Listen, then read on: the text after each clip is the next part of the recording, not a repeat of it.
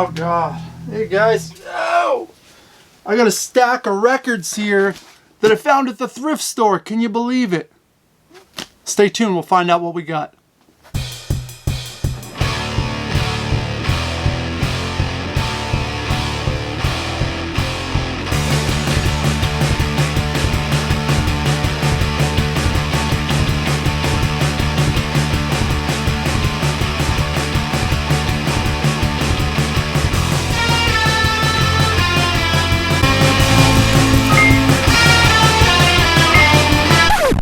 Welcome guys, this is Rebel Rock, I am Dan. This is where we collect music, we talk music, rock and roll, have a good time. I found a stack of records at the local thrift store. It doesn't happen very often. It happens maybe once every 2-3 months. You'll get lucky and beat someone out to it, you know. That's the problem. There's a lot of people that collect music, so the chances of finding this stuff wasn't likely, but I'm thrilled that I did. These were $2 a piece. So we're gonna start going through them right now. The first one was probably, arguably, the coolest one I found. Was the third album from John Prine, and this is Sweet Revenge. What a record, guys! John Prine, we know, fantastic singer-songwriter, legendary. But this album, as a whole, the production, the songcraft, everything about this is near perfection. Christmas in Prison, come on now. He was singing the stuff. He was like legit. He was on track. So as far as this goes, I'm thrilled. You don't find his stuff vinyl wise very often, so great way to start. I have a CD box set that has all his stuff, so we're good, but it's the first record I've ever found. Spooky Tooth. I don't know much about these guys other than, what was it? Produced by Jimmy Miller. And I think there's some other sort of connection here. Oh, Guy Stevens was also involved. And Guy Stevens went on to produce London Calling for The Clash. And I think Guy Stevens also worked with Mott the Hoople, which I love Mott the Hoople. So that's why I grabbed this. I feel like I've dabbled a little bit, but haven't really, didn't do much for me, but maybe now it will. We got Jefferson Airplane Volunteers album. I've seen this album a million times over in the record stores. I've never given them a fair shake. Like, I know the hits, but I don't know much more than that. So I'm thrilled to kind of give this one a deeper listen. What year did this come out? I can't find a date on it. It's early though. We know that. So another good snag, $2. We got Chick Corea in Return to Forever, Light as a Feather. Progressive jazz rock. Chick Corea, legendary. I dig it. I enjoy it. It's nice to listen to when you're working. You know, just sets a mood. The first episode of Rebel Rock, I talked about this album, actually. It's the first Boston record. And I said, this album is better than any Aerosmith album. And I still stand by that.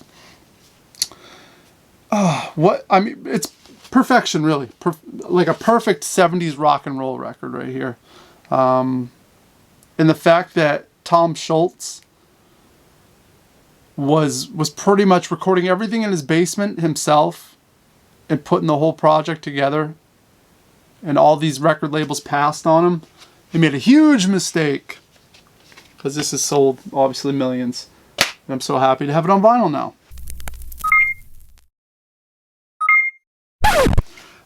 We got this Paul Simon record. I don't know if I have this one or not.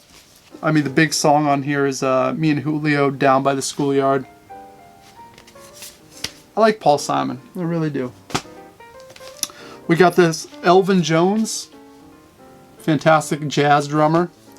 I just bought it on a whim. I looked at that cover, you know, you can tell like 70s, early 70s jazz records, you know, like this kind of looks like that. And I was right. I did the research. I'll be curious to listen to this record. Oh, another great one. Always wanted this on vinyl. It's kind of expensive. It's reissued, but I didn't want to buy that. It's George Harrison, All Things Must Pass. The box is kind of beat up, but all 3 records are in great shape. This is an essential one for the collection. Yeah, I always wanted. I never found it on the CD. I never found any of them. So we got one now. Got Spirit. I don't know much about Spirit either, other than it's produced by Lou Adler, which is a pretty predominant producer out in California. Looks like psychedelic rock to me. So I'm thrilled. It also came with a bonus record in here, and that is Frank Zappa, One Size Fits All. Can't beat that. From 1970, we have the J. Geils Band. Is this the first J. Geils Band album? I don't know the history of J. Geils all that much, other than I knew they were a Boston band, and they're really good. I don't know if this is their first one or not, but you think from 1970 it probably would have to be. And these guys are great. I got a bunch of J. Geils records. I enjoy them all. I had a thought. If the J. Geils Band wasn't called the J. Geils Band, would they have been larger, more popular? Because they're kind of largely forgotten now, really. I don't hear too many people talking about them. I think it's because it's a really shitty band name. J. Geils, who was the guitar player, wasn't even the singer. Peter Wolf was the singer. The whole thing didn't add up. Last one we found was this Buffy St. Marie, I'm Gonna Be a Country Girl Again.